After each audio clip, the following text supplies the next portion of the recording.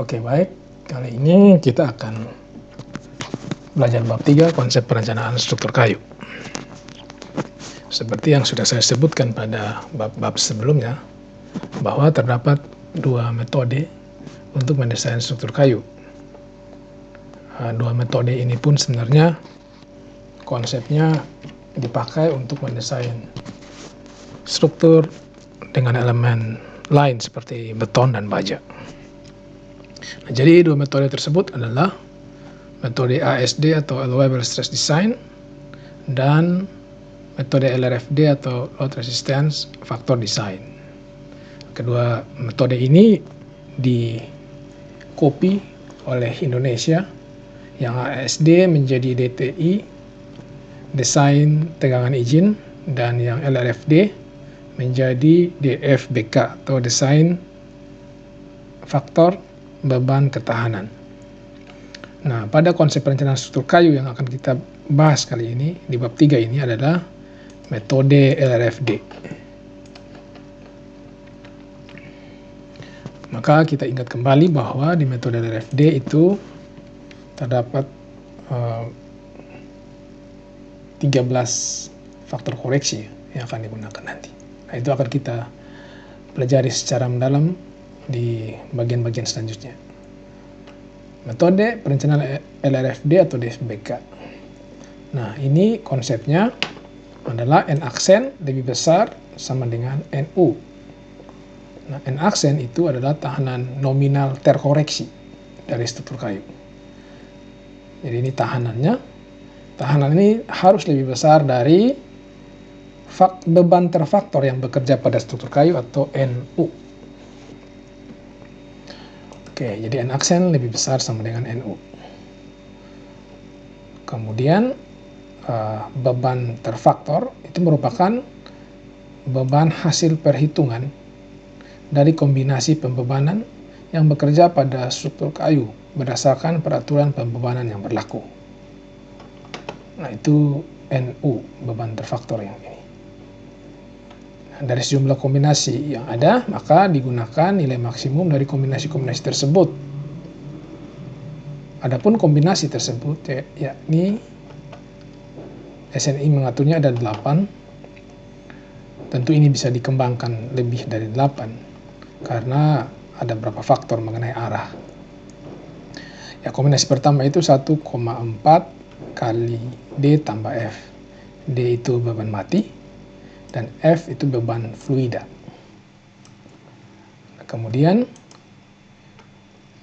kombinasi kedua itu 1,2 kali D tambah F tambah 1,6 kali H tambah 0,5 kali LR atau R. H itu beban tekanan tanah lateral.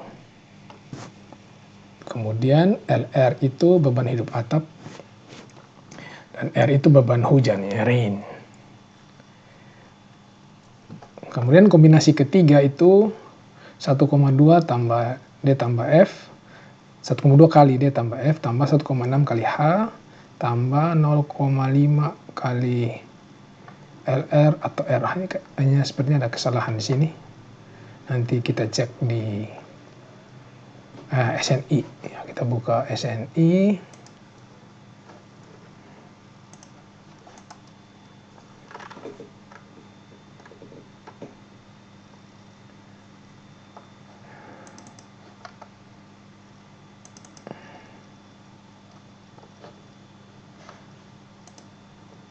Nah, kita cari saja kombinasi.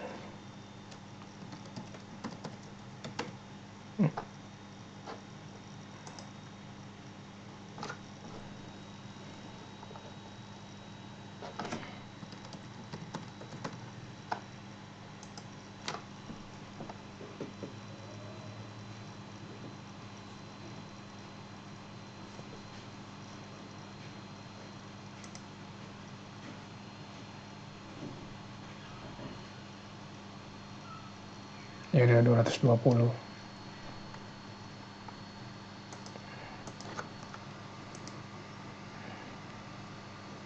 Ini ada halaman 2.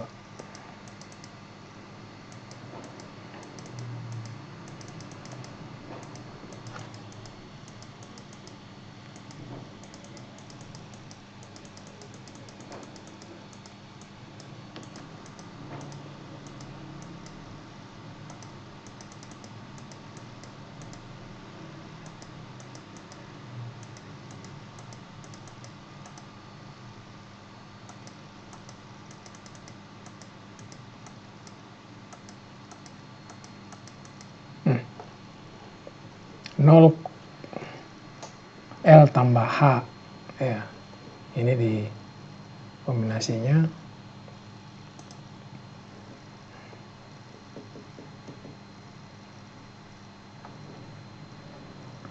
Bukan LR. Ini L tambah H. Ya. Selanjutnya kombinasi 4. Oh, L itu beban hidup ya. H beban tekanan tahan lateral.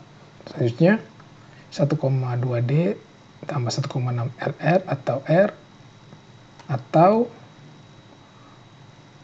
L atau 0,8 W. Ini benar ya, coba kita pastikan. Iya, atau ya, menggunakan atau ini. Kemudian kombinasi kelima 1,2, W ini beban angin, wind. Kelima 1,2 D tambah 1,6 W tambah L tambah 0,5 LR atau R. Kombinasi 6 1,2 D tambah 1,0 E tambah L. E ini beban gempa ya. Kemudian kombinasi 7 0,9 D tambah 1,6 W tambah 1,6 H.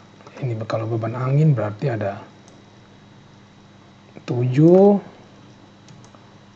5 sama kemungkinan 4. Kemudian kombinasi ke-8 adalah 0,9 kali D tambah 1,0 E tambah 1,6 H. Nah, inilah kombinasi beban. Yang kombinasi beban ini nilai, jika dimasukkan semua beban yang ada nilai maksimumnya, ini nilai maksimum, itu yang akan menjadi, itu akan dihitung sebagai beban yang bekerja, dipilih sebagai beban yang bekerja, yang tentunya akan menghasilkan beban terfaktor. Beban terfaktor yang maksimum ya. Jadi terfaktor itu ada faktor-faktor bebannya 1,4, 1,2 dan seterusnya. Bagian ketiga di bab 3 ini yaitu tahanan nominal acuan. Tahanan nominal. Ini tahanan nominal N aksen. Ini tahanan nominal terkoreksi. Nah, ini tahanan nominal acuan adalah nilai desain acuan struktur kayu yang diperoleh menurut kelas mutu kayu berdasarkan pengujian kekuatan mekanis kayu. Jadi ini belum ada aksennya, baru N saja. Bukan N aksen tapi N. Nah, N aksen nanti sama dengan N kali faktor koreksi. Oke, nilai desain acuan pada struktur kayu meliputi kuat tarik Ft, kuat lentur Fb, kuat geser Fv, kuat tekan sejajar serat Fc, dan kuat tekan tegak lurus serat Fc tegak lurus. Tahanan nominal harus dikalikan dengan faktor koreksi untuk mendapatkan nilai desain acuan terkoreksi. Dan nilai desain acuan dan modulus elastisitas acuan dapat dilihat pada tabel 1.1. Kita coba lihat ke tabel 1.1, tentu ini di bab 1 ya. Coba kita lihat tabel 1.1. Iya, ini dia. Jadi ini ada Fb, kuat tarik dari kayu, untuk kayu mutu E25 kuat tariknya 26. Ini kuat lentur ya. Kuat tariknya yang Ft. Kemudian Fc kuat tekan sejajar serat, Fv kuat geser 3,06 MPa ini, dan Fc tegak lurus 6,11, E modulus elastisitas acuan 25.000 dan E min 12.500. Nah, nama kode mutu ini langsung mengingatkan pada modulus elastisitas ya, 25.000. Jadi demikian tahanan acuan, kita kembali lagi ke 3. Ya. Selanjutnya contoh perhitungan. Di sini diminta, kenapa nomor 3 ya?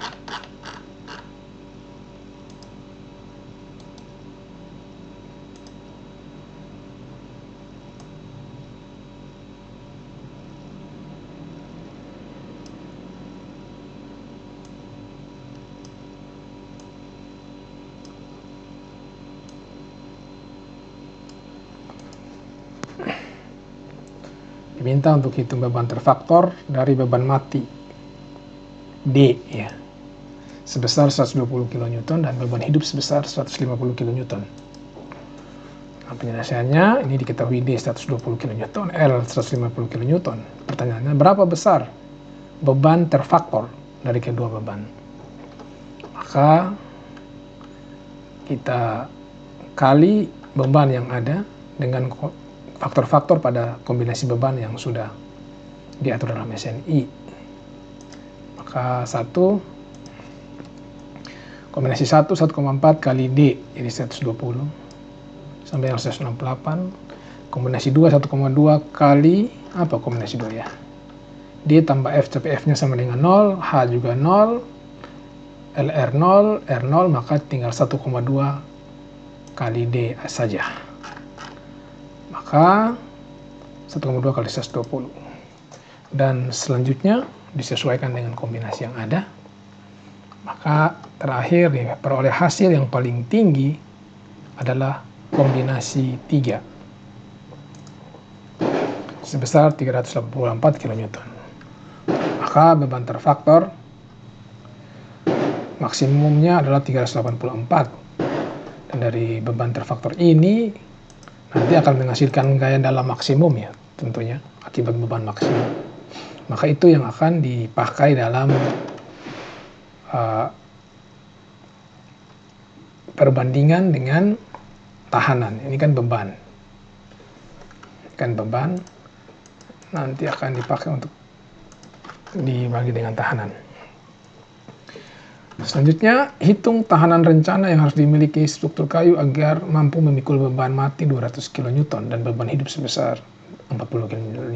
Nah, di sini diminta hitung nilai tahanan rencana. Kalau yang tadi di atas ini beban terfaktor. Nah, jadi nilai tahanan rencananya berapa dengan beban mati D 200 dan L 40. Maka untuk menghitungnya tahanan kan cara berpikirnya adalah harusnya diketahui dulu mutu kayunya apa, berapa kode mutunya supaya bisa diketahui kuat tarikah, kuat tekannya. Nah, tapi di soal ini dia langsung hanya mengatakan hitung nilai tahanan rencana tanpa menyebutkan detailnya. Maka untuk kasus seperti ini kita mendekatinya dengan menggunakan beban terfaktor. Nah, jadi kita hitung kombinasi 1 sampai 8, kemudian mendapat nilai maksimumnya seperti ini. Kombinasi 3 tentunya ya, paling maksimum kalau diketahui beban hidup beban mati dan beban hidup 40. Maka dengan kombinasi 3 itu akan diperoleh nilai 304. Ini beban maksimum. Nah, karena beban yang bekerja itu maksimumnya 304, maka tahanannya harus lebih besar atau sama dengan dari beban. Maka tahanan terkoreksinya harus 304 kN. Paling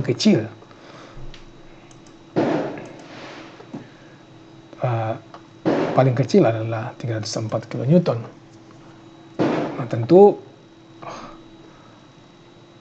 ini caranya cara terbalik. Nah, ini ada catatannya. Pada penyelesaian soal nomor 2 dihitung beban maksimumnya, padahal yang ditanya adalah tahanan terkoreksi. Mengapa demikian?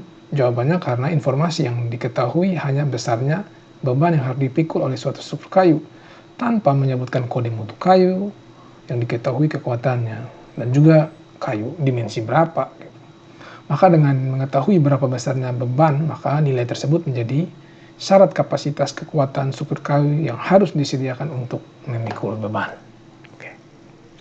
Jadi tahanan harus memiliki kemampuan memikul 304 kN.